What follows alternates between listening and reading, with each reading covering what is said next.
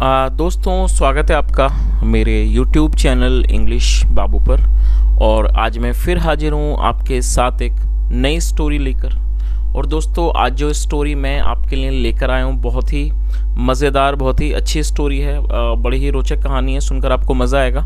उसके अलावा आज की इस स्टोरी में आपको कुछ नए इंग्लिश के वर्ड मीनिंग सीखने को मिलेंगे, उनकी करेक्ट प्रोनाउंसिएशन के बारे में पता चलेगा। और हमेशा की तरह जो इसका ग्रामर का पार्ट है उसे डिटेल में कवर करेंगे, तो एक एक स्ट्रक्चर को आप बड़ी आसानी से सीख पाएंगे।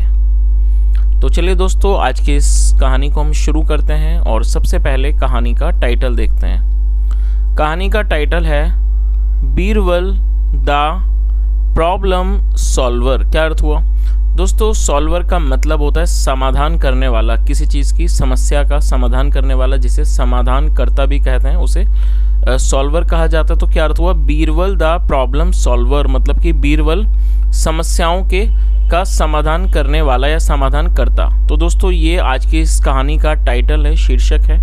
और अब मैं इसे पढ़ना शुरू करता हूँ। आपसे रिक्वेस्ट है, आप कहानी को बिल्कुल ध्यान से सुने। और यदि कोई आपको नया वर्ड या फिर नया स्ट्रक्चर मिले तो आप उसे नोट करें। और उसके अलावा यदि कहानी अच्छी लगे तो आप इसे लाइक ज़रूर करें। तो चलिए इसको शुरू करते हैं। Once a farmer came crying for help to the emperor of Agra, Akbar. क्या अर्थ हुआ दोस्तों? ये जो वाक्य है ये पास्ट कॉन्टिन्यूअस का वाक्य है। पास्ट कॉन्टिन्यूअस का मतलब होता है जब हम पास्ट में कोई, ये जो वाक्य है ये पास्ट इंडेफिनिट का अफर्मेटिव वाक्य है। जब हम कोई वाक्य बनाते हैं जहाँ वर्ब की सेकंड फॉर्म का यूज़ किया जाता है, तो इस तरह के जो वाक्य हैं वो पास्ट इंडेफिनिट के वाक्य कहलाते हैं। तो क्या अर्थ हुआ? वंस, एक बार, आ फार्मर, एक किसान, केम क्राइंग, कम क्राइम का मतलब तो रोते हुए आना, सेकंड फॉर्म केम क्राइंग, रोता हुआ आया, फॉर हेल्प, मदद के लिए, to the emperor of Agra, Akbar, मतलब कि to the emperor of Agra, Agra के सम्राट अकबर के पास। तो इस पूरी लाइन का क्या अर्थ निकला कि once a farmer came crying for help to the emperor of Agra, Akbar, मतलब एक बार एक किसान आगरा के सम्राट के पास रोता हुआ आया, मदद के लिए रोता हुआ आया।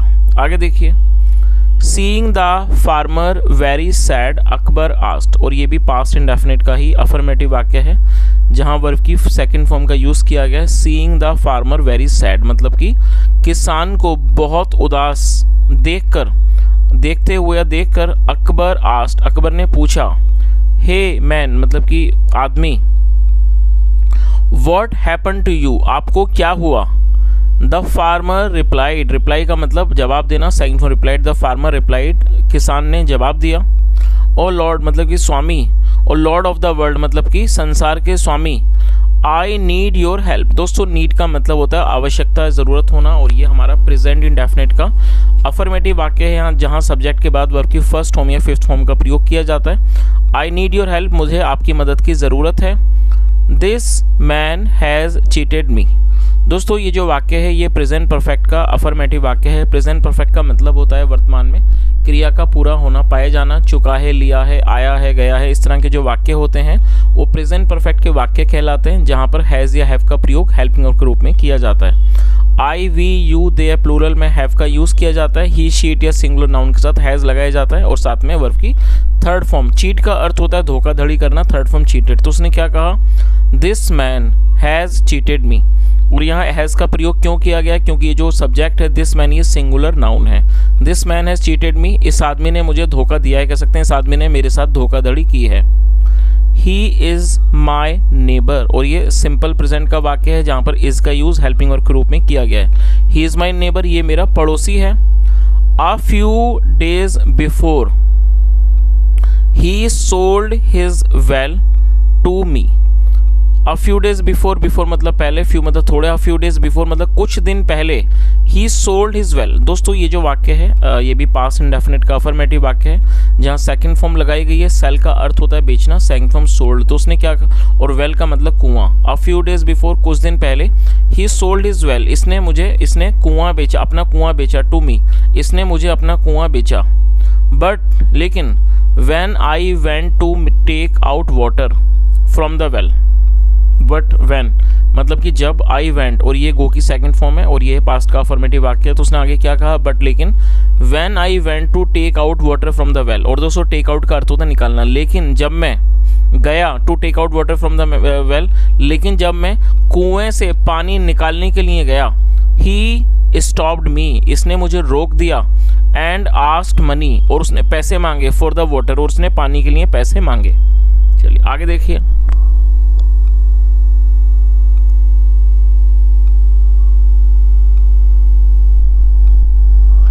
The neighbour was sent for, sent for का मतलब होता है बुलवाना। The neighbour was sent for, जो नेबर को बुलवाया गया। और दोस्तों ये जो वाक्य है ये पास्ट इंडेफिनिट का पैसिव वॉइस का वाक्य है, और आप इस स्ट्रक्चर को नोट करें। जब हम पास्ट इंडेफिनिट में कोई पैसिव का वाक्य बनाते हैं तो वहाँ वॉज या वर्ब का प्रयोग किया जाता है हेल्पिंग वर्ब के रूप में, साथ में वर्ब की थर्ड फॉर्म भी लगाई जाती है। The neighbour was sent for मतलब कि पड़ोसी को बुलवाया गया। Upon reaching the court, upon मतलब पर, अपॉन रीचिंग द कोर्ट मतलब कि दरबार पहुंचने पर। द नेबर सेड, जो नेबर था पड़ोसी था, उसने कहा, ओ एम्परर मतलब कि सम्राट, दैट इज ट्रू, ये सच है, दैट की आई सोल्ड हिम द वेल, तो उसने क्या कहा कि सम्राट ये सच है कि that I sold him the well, कि मैंने इसे कुआं बेचा, but I did not sell the water of the well. दोस्तों ये जो वाक्य है आप इसको नोट कर लीजिए, ये पास्ट इंडेफिनिट का नेगेटिव वाक्य है। और जब हम पास्ट इंडेफिनिट में कोई नेगेटिव का वाक्य बनाते हैं तो वहाँ सब्जेक्ट के बाद डिड नॉट का यूज़ किया जाता है। यहाँ सब्जेक्ट है आई, इसके साथ डिड नॉट, और उसके बाद वर्ब की फर्स्ट फॉर्म लगाई जाती है। तो आप इस चीज़ को अच्छे से समझ लें। जब आप पास्ट इंडेफिनिट में कोई भी वाक्य बनाएंगे, यदि वो अफर्मेटिव का होगा तो आपको वहाँ वर्ब की सेकंड फॉर्म का यूज़ करना होगा, लेकिन यदि वो नेगेटिव का होगा तो आपको सब्जेक्ट के बाद डिड नॉट और डिड नॉट के बाद वर्ब की फर्स्ट फॉर्म का यूज़ करना होता है। तो वहाँ आपको सेकंड फॉर्म नहीं लगानी है। तो उसने क्या कहा यहाँ से देख लेते हैं। उसने क्या कहा कि सम्राट ये सच है कि मैंने से अपना कुआं बेचा, but I did not sell the water of the well, लेकिन मैंने sell water of the well of मतलब का, but I did not sell the water of the well, लेकिन मैंने कुएं के पानी को नहीं बेचा। चलिए दोस्तों यहाँ पर एक छोटी सी मैं आपको एक्सरसाइज देता हूँ। मैं आपको एक पास्ट इंडेफिनिट का नेगेटिव का वाक्य देता हूँ, जिस तरह से ये है, तो आप उसे आगे यदि आप समझ गए तो आप इसे ट्रांसलेट करके कमेंट में बताएं। चलिए वाक्य को नोट कर लीजिए। मैं पार्क नहीं गया। आई रिपीट द सेंटेंस, मैं पार्क नहीं गया। तो दोस्तों ये जो वाक्य मैंने आपको दिया है ये पास्ट इंडेफिनिट का नेगेटिव वाक्य है। आप इसको बनाएं और इसे कमेंट सेक्शन में शेयर करें। चलिए आगे देखिए। Akbar tried to analyse. Analyse का मतलब होता है किसी चीज़ का अन्वेषण करना, किसी चीज़ की जांच करना। ट्राई का अर्थ होता है कोशिश करना, second form tried. Akbar try to analyse the situation. जो अकबर थे उन्होंने इस स्थिति को भांपने की मतलब उसकी को जांचने की उन्होंने कोशिश की। एंड थॉट, और उनको लगा, थिंक मतलब सोचना, सेकंड थॉट उन्होंने लगा that this was one of the rare cases. और उन्हें क्या लगा कि ये एक दुर्लभ केसों में से एक है। रेयर का मतलब दुर्लभ, मतलब ये एक बहुत ही दुर्लभ मामला है। Which would be very interesting, जो बहुत ज़्यादा रोचक होगा। टू सॉल्व मतलब जिसे सुलझाना बहुत ही ज़्यादा रोचक होगा। देन फिर ही लुक्ड एट बीरबल, फिर उन्होंने बीरबल को देखा। एंड ऑर्डर्ड हिम, और उनको आदेश दिया।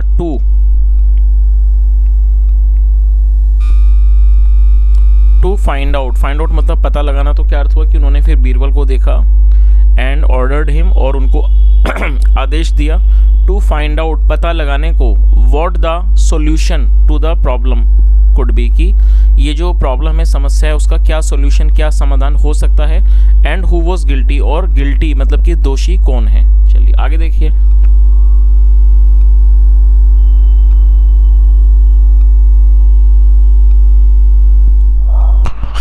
बीरबल स्टूड अप, स्टैंड मतलब खड़ा होना, second form stood. Birbal stood up, Birbal खड़े हो गए। बोड डाउन, बो डाउन का मतलब होता है किसी के आगे सम्मान में झुकना, सर झुकाना। उन्होंने अपना बो डाउन मतलब वो झुके बिफोर अकबर, अकबर के सामने। एंड सेड, और कहा। टू द मैन, और उसने आदमी से कहा। Who sold the well. Who, दोस्तों हु का मतलब होता है कौन, और ये एक रिलेटिव प्रोनाउन है। जब हम किसी का रेफरेंस देते हैं तो रेफरेंस के लिए हु का यूज़ किया जाता है। तो क्या अर्थ हुआ, जो बीरबल थे वो खड़े हो गए, बोट डाउन बिफोर अकबर, उन्होंने अकबर के सामने झुके, सम्मान से झुके। एंड अकबर झुके। एंड सेड और कहा टू द मैन, आदमी से कहा, हु सोल्ड द वेल मतलब कुआं किसने बेचा। आई सी मैं देखता हूँ।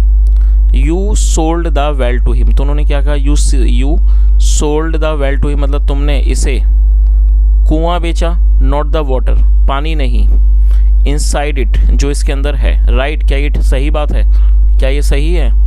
The well is his and the water is yours, तो उन्होंने आगे क्या कहा, द वेल इज हिज मतलब कुआं इसका है, and the water is yours और जो पानी है वो, वाटर इज योर्स जो पानी है वो आपका है।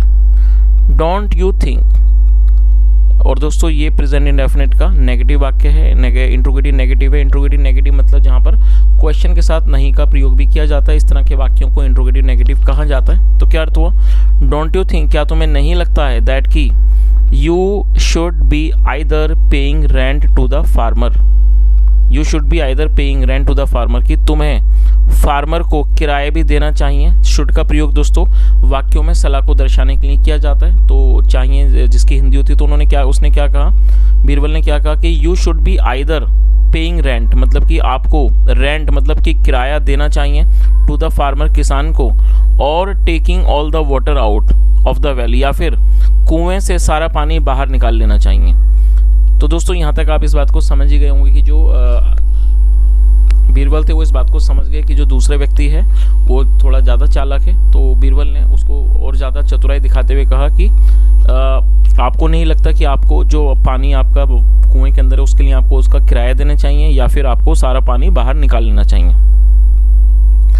Keeping the fact in mind, और इस फैक्ट को तथ्य को ध्यान में रखते हुए, that you have kept the water in his well, क्योंकि that you have kept the water in his well क्योंकि आपने उसके कुएं में पानी को रखा है। चलिए आगे देखिए।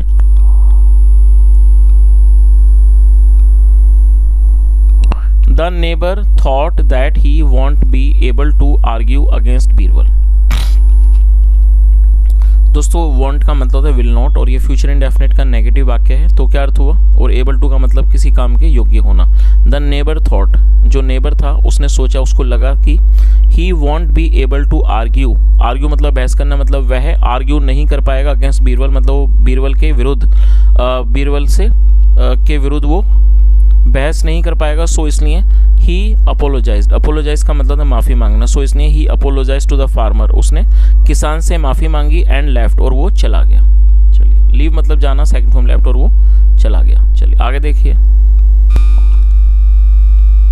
नेक्स्ट डे मतलब कि अगले दिन, two man entered the royal court, enter मतलब प्रवेश करना, सेकंड फॉर्म एंटर्ड, अगले दिन two man entered the royal court, दो आदमियों ने शाही दरबार में, रॉयल कोर्ट मतलब शाही दरबार में प्रवेश किया, एस्कोर्टेड बाय अ कोर्टियर, एस्कोर्ट का मतलब होता है किसी व्यक्ति को साथ ले जाना, एस्कोर्टेड बाय अ कोर्टियर, और एक उनके साथ एक दरबारी था जो उन्हें लाया था।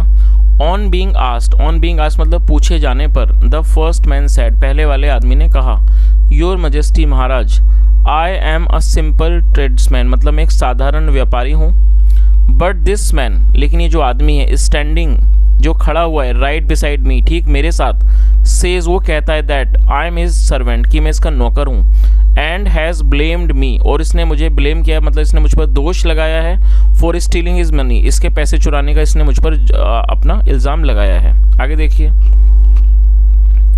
द वेरी नेक्स्ट मोमेंट अगले ही क्षण, द सेकेंड मैन सेड जो दूसरा आदमी था वो बोला, ओ एम्परर मतलब कि सम्राट, दिस मैन इज लाइंग। दोस्तों लाई का मतलब झूठ बोलना, और ये फोर्थ फॉर्म है, और ये जो वाक्य है ये प्रेजेंट कॉन्टिन्यूअस का वाक्य है। प्रेजेंट कॉन्टिन्यूअस का मतलब होता है वर्तमान में किसी क्रिया का चल रहा होना, पाए जाना, जहाँ पर इज एम आर के साथ फोर्थ फॉर्म लगाई जाती है। तो उसने क्या कहा कि सम्राट, दिस मैन इज लाइंग कि आदमी झूठ बोल रहा है, आई एम द शॉपकीपर मैं दुकानदार हूँ, I had gone to Afghanistan for some time and I had left my money and belongings to him as I trusted him. क्या अर्थ हुआ दोस्तों, यहाँ से लंबा सेंटेंस से थोड़ा थोड़ा करके इसको ट्रांसलेट करते हैं। देखिए यहाँ हेड के साथ थर्ड फॉर्म का यूज़ किया गया, गो का अर्थ होता है जाना, थर्ड फॉर्म है गॉन।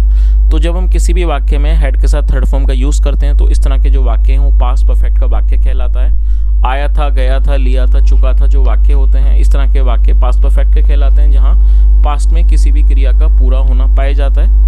ऐसे स्थानों पर हैड का यूज़ किया जाता है हेल्पिंग वर्ब के रूप में, साथ में वर्ब की थर्ड फॉर्म लगाई जाती है, और ये हमारा पास्ट परफेक्ट का अफर्मेटिव वाक्य है। तो उसने क्या कहा, यहाँ से देखते हैं, I had gone to Afghanistan, मतलब कि मैं अफगानिस्तान गया हुआ था, फॉर सम टाइम, कुछ समय के लिए, एंड आई हैड लेफ्ट, और यहाँ भी हैड के साथ थर्ड फॉर्म है, तो ये पास्ट परफेक्ट है। लीव वर्ब का मतलब छोड़ना, third form left. And I had left my money, और मैंने अपने पैसों को छोड़ा था। एंड बिलोंगिंग्स, और अपने सामान को, टू हिम, इसके पास। एज, क्योंकि, आई ट्रस्टेड हिम, क्योंकि मैं इस पर विश्वास करता था। तो उसने पूरी बात क्या कही उसने, कि मैं जो है कुछ समय के लिए अफगानिस्तान गया हुआ था, और मैंने अपना जो मेरे पैसे हैं और जो मेरा सामान है वो मैंने इस पर छोड़ा, मतलब इसके पास छोड़ दिया था। एज आई ट्रस्टेड हिम, क्योंकि मैं इस पर भरोसा करता था। बट लेकिन, व्हेन आई केम बैक, लेकिन जब मैं वापस आया, आई फाउंड आउट, मैंने पाया दैट कि he was using my name, कि ये मेरा नाम इस्तेमाल कर रहा है, एंड रनिंग माई बिजनेस, और ये मेरे व्यापार को चला रहा है। रन मतलब चलाना। तो उसने क्या कहा कि जब मैं वापस आया तो मैंने पाया कि he was using my name, ये मेरे नाम का इस्तेमाल कर रहा है, एंड रनिंग माई बिजनेस, और मेरे व्यापार को चला रहा है। After hearing both sides, after hearing both side, here का मतलब सुनना, और ये फोर्थ फॉर्म है, आफ्टर मतलब बाद में। आफ्टर हियरिंग बोथ साइड मतलब दोनों तरफ की बातों को सुनकर, अकबर ऑर्डर्ड बीरबल, जो अकबर थे उन्होंने आदेश दिया, टू बीरबल को उन्होंने आदेश दिया, टू सॉल्व, सुलझाने का आदेश दिया, द रिडल, इस पहेली को। तो इस पूरी लाइन का क्या अर्थ निकला, after hearing both sides Akbar ordered Birbal to solve the riddle, मतलब दोनों तरफ की बातों को सुनकर अकबर ने बीरबल को आदेश दिया, टू सॉल्व द रिडल, इस पहेली को सुलझाने का उन्होंने बीरबल को आदेश दिया। बीरबल सेड, बीरबल ने कहा, योर मजेस्टी, महाराज, एज यू नो, जैसा आप जानते हैं, विद गॉड्स ग्रेस। दोस्तों यहाँ गॉड के बाद एपिस्ट्रोफी एस का यूज़ है, जिसका अर्थ होता है काके की। जब हम किसी नाम या व्यक्ति के साथ कुछ जोड़ते हैं तो एपिस्ट्रोफी एस का यूज़ किया जाता है। ग्रेस का अर्थ होता है दया। तो उसने क्या कहा, बीरबल ने क्या कहा, योर मजेस्टी, महाराज, एज यू नो, जैसा आप जानते हैं, विद गॉड्स ग्रेस मतलब कि ईश्वर की कृपा से, आई हैव द पावर, मेरे पास शक्ति है, ऑफ रीडिंग पीपल्स माइंड, लोगों के दिमाग को पढ़ने की। तो उन्होंने क्या जवाब दिया, महाराज की ईश्वर की दया से, या कह सकते हैं ईश्वर की कृपा से मेरे पास शक्ति है, of reading the people's mind मतलब मेरे पास लोगों के दिमागों को पढ़ने की शक्ति है। एंड आई कैन टेल, और मैं बता सकता हूँ, हु द लायर इज, कि झूठा कौन है, इन अ स्पर ऑफ द मोमेंट मतलब एक ही क्षण में मैं इस बात को बता सकता हूँ कि झूठा कौन है। चलिए आगे देखिए। Then Birbal ordered the guard, order मतलब आदेश देना, second form order. Then Birbal ordered the guard, फिर बीरबल ने गार्ड को मतलब कि सुरक्षाकर्मी को आदेश दिया, who was also present in the room. Who was also का मतलब भी, और हु का मतलब जो। और दोस्तों हु का प्रयोग एक रिलेटिव प्रोनाउन है, रेफरेंस देने के लिए इसका यूज़ किया जाता है। तो इस लाइन का क्या अर्थ निकला यहाँ से देखते हैं। Then Birbal ordered the guard, फिर बीरबल ने गार्ड को, सुरक्षाकर्मी को आदेश दिया, who was also present in the room मतलब कि who was also present in the guard मतलब कि वो भी उस रूम में उपस्थित था, प्रेजेंट था। To behead the servant मतलब कि नौकर का सर काटने का। तो इस पूरी लाइन का क्या अर्थ निकला कि फिर बीरबल ने एक गार्ड को आदेश दिया जो मतलब वहाँ उस रूम में उपस्थित था, और वो आदेश क्या था, to behead the servant, की वो सर्वेंट का, नौकर का सर कलम कर दे, सर काट दे। द गार्ड वॉज पजल्ड, जो गार्ड था वो पजल्ड हो गया। पजल्ड का मतलब किसी चीज़ से भ्रमित हो जाना। द गार्ड वॉज पजल्ड, वो पजल्ड हो गया, भ्रमित हो गया। एज जैसे कि ही डिड नॉट नो, वो नहीं जानता था, हु द सर्वेंट वॉज, क्योंकि वो नहीं जानता था कि नौकर कौन है। सो इसलिए ही सिंपली वॉक्ड टूवर्ड्स बोथ, इसलिए वो आराम से वॉक टूवर्ड्स बोथ, वो दोनों के पास चल कर गया। टूवर्ड्स मतलब और वो दोनों की तरफ गया। ऑल ऑफ ए सडन मतलब कि अचानक। द रियल सर्वेंट, जो वास्तविक सर्वेंट था, नौकर था, रैन, वो दौड़ा, and fell into the feet, और वो पैरों में गिर गया ऑफ अकबर, और वो अकबर के पैरों में गिर गया। फॉल मतलब गिरना, सेकंड फॉर्म फेल। तो इस पूरी लाइन का क्या अर्थ हुआ कि ऑल ऑफ ए सडन अचानक द रियल सर्वेंट, जो असली नौकर था, ran and fell into the feet of Akbar, वो दौड़ा और वो अकबर के पैरों में गिर गया। ही हैड पैनिक्ड, पैनिक का अर्थ होता है अचानक किसी बात से घबरा जाना, थर्ड फॉर्म में पैनिक्ड, और यहाँ हेड के साथ थर्ड फॉर्म का यूज़ किया गया, आप इसे नोट कर लीजिए, PANICKED। तो ये हमारा पास्ट परफेक्ट का वाक्य है, पास्ट परफेक्ट में हेड के साथ थर्ड फॉर्म लगाई जाती है। तो क्या अर्थ हुआ, ही हैड पैनिक्ड मतलब वो घबरा गया था, एंड बिलीव्ड और उसको लगा, उसने इस बात पर भरोसा किया, that Birbal could actually read minds, तो उसे लगा कि वास्तव में जो बीरबल हैं वो दिमाग को पढ़ सकते हैं। तो इस तरह से बीरबल ने अपनी बुद्धि का इस्तेमाल करके इस सिचुएशन को उन्होंने आसानी से पता लगा लिया कि वास्तविक सर्वेंट कौन है। तो दोस्तों ये आज की एक छोटी सी कहानी थी। यदि कहानी अच्छी लगी हो, मेरा पढ़ाने का प्रयास अच्छा लगा हो, तो आपसे रिक्वेस्ट है आप वीडियो को ज़रूर लाइक करें, शेयर करें, चैनल को भी सब्सक्राइब करें। और उसके अलावा दोस्तों आप हमारा जो ये जो चैनल है, आप यदि आप वीडियो देखते हैं और आप हमें आर्थिक सहयोग भी करना चाहते हैं, तो आप इस चैनल को ज्वाइन भी कर सकते हैं। आप अपने अनुसार वहाँ पर एक या दो जो लेवल हैं, लेवल 1, लेवल 2, आप उसे ज्वाइन कर सकते हैं और आप हमारे चैनल के मेंबर भी बन सकते हैं। सुनने के लिए thank you so much. Have a nice day and bye.